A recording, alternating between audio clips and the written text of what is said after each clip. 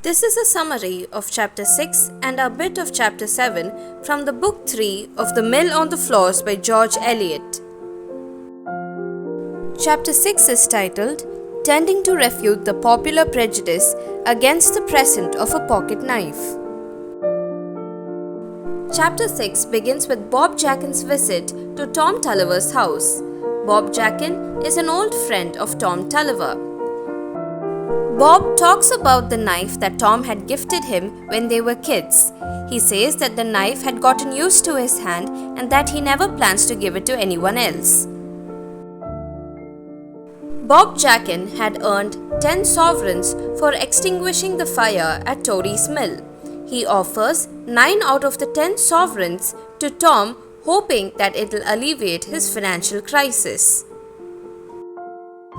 Although Tom Tulliver is touched by Bob Jackin's gesture, he refuses to take the money that Bob Jackin offers.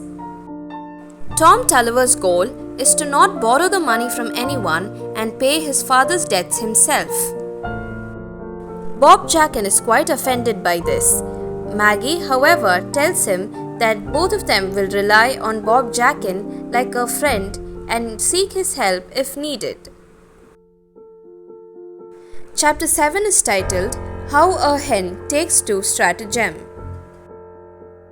After a lot of consideration, Mr. Dean finds Tom a temporary employment in a warehouse.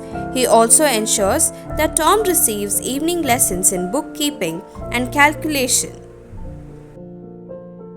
Mr. Dean had hinted to Mrs. Tulliver that Guest & Co., the company where he was working, might buy Dorlcote Mill and appoint Mr. Tulliver as the manager. However, he wasn't very conclusive about it because according to him, Wakeham had an upper hand over the bidding and buying of Mr. Tulliver's mill and land. Mrs. Tulliver devises a plan and visits Wakeham without the knowledge of her family.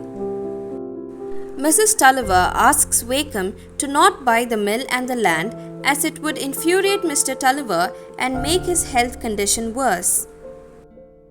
It is revealed that Mr. Wakeham had no intentions of buying the mill and the land, but now that Mrs. Tulliver mentions it, he is bent on buying the mill and the land one way or the other.